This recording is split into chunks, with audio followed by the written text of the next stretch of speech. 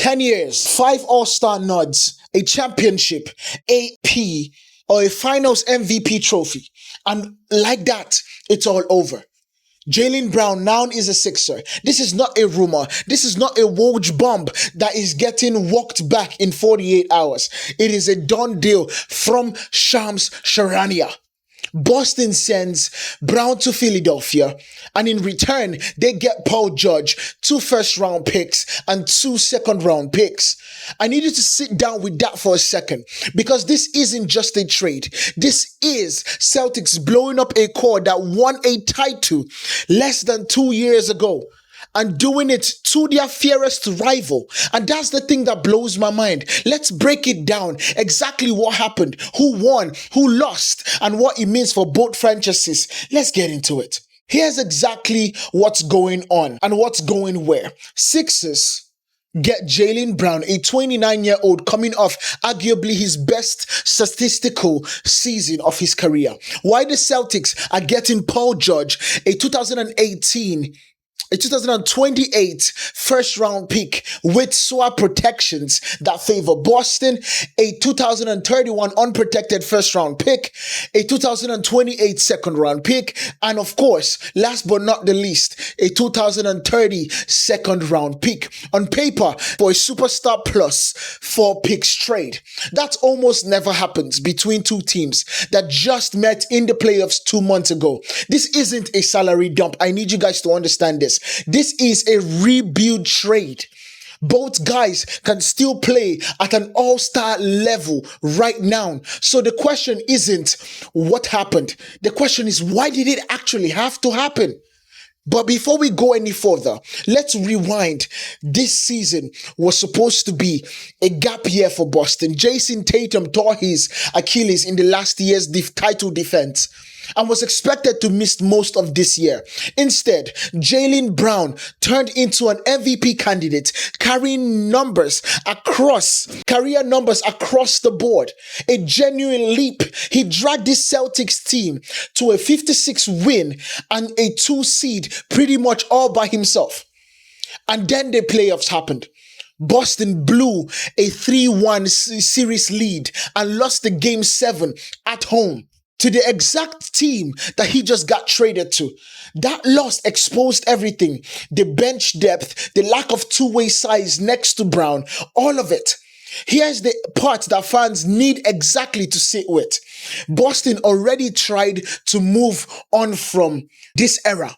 They shopped Brown multiple times alongside two unprotected firsts in a package for Giannis Antetokounmpo.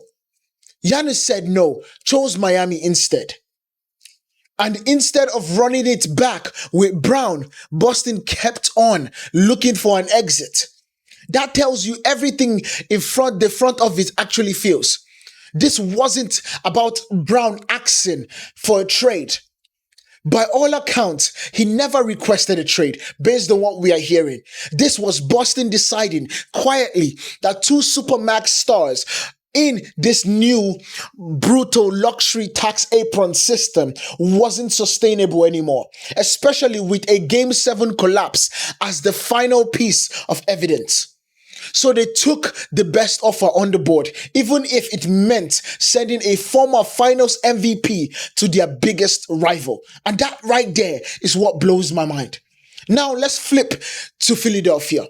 A new president of basketball operations, Mike Gansey. I believe that's how you pronounce his name. My bad if I got it wrong. His first offseason on the job, he goes and pulls off the biggest swing of the summer. Or apart from Giannis. Anyway, think about the position that the Sixers were actually in. Paul George is 36. Since signing that 4-year max deal in 2024, he has played in barely half of Philly's games between injuries and a 25-game suspension. Paired that with Joel Embiid's own injury history, and Philadelphia was staring down 2 injured max contracts with a shrinking championship window. Gansey looked at that and said, get younger, get healthier, get a guy who just averaged 28, 7, and 5 at 29 years old. Brown slots in next to Tyrese Maxey and VJ Edgecombe, and of course Embiid. And suddenly Philly isn't hoping that stars stay healthy through May. They are building around a wing who just proved that he is the best player, or he can be the best player on a 56-win team. The betting market reacted instantly. Philadelphia's title odds jumped from 60-1 all the way to 22-1 overnight. That is not a margin upgrade. It's not a marginal upgrade at all. In Vegas' eyes, of course. This team right now, in this particular league, in the NBA, is becoming a real threat. Now, not just because of Jaylen Brown has joined this team, because of the backcourt that they have right now. Because of the backcourt that they have, with VJ Edgecombe showing that he can absolutely step up in last playoffs, it just basically makes them a huge threat. So now this brings us to who the winners are.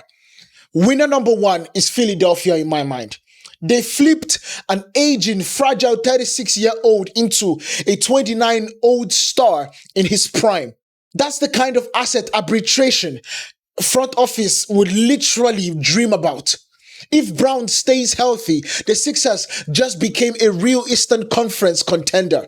Maybe the scariest team not named Cavs or whoever you want to put in the, what do you call it? Or the Knicks or the new look Heat. Winner number two is Boston's front office, long term. If these picks hit, 2 firsts, 2 seconds, a cap flexibility is real currency for Boston. If Paul George can give them a year or two solid two-way protection, while those picks mature, Boston sets itself up to retool around Jason Tatum instead of paying 2 max superstars into oblivion under the tax system that punishes exactly that. Winner number 3 is Mike Gansey. Say what you want about this risk. Nobody in the league is questioning whether the Sixers front office is willing to be aggressive. There is a statement trade in his very first offseason. Now let's get to the losers. The loser number 1, and it's not even close, is Jaylen Brown Celtics legacy. And what could have been? 523 combined regular season and playoff wins with him in the lineup over 10 years. More than any other player in the league in this stretch, including Jokic in Denver. A title, a finals MVP, and it ends with him getting shipped to a team that just eliminated him. There's no version of this that doesn't sting for the Celtics fans watching a franchise legend walk out the door. Loser number 2, Boston short-term ceiling.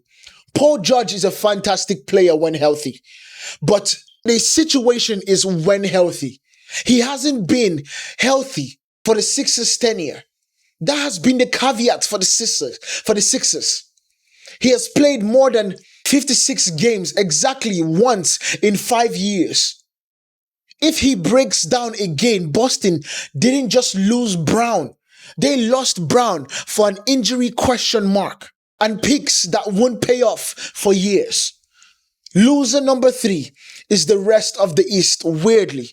Between Giannis to Miami and now this, the top of the Eastern Conference just rearranged overnight. Whoever was building a 5-year plan around beating an aging Sixers core or a Brown-Tatum Celtics duo has to just throw that plan out because things have changed. Now, when we look at this situation, this is my honest read about what is happening right now. Boston made a defensible basketball decision wrapped in an emotional, brutal execution. We know that for sure. The logic in this situation is that the 2 aging tax apron supermax stars, a first round collapse, a shrinking margin of error, all of it checks out on paper.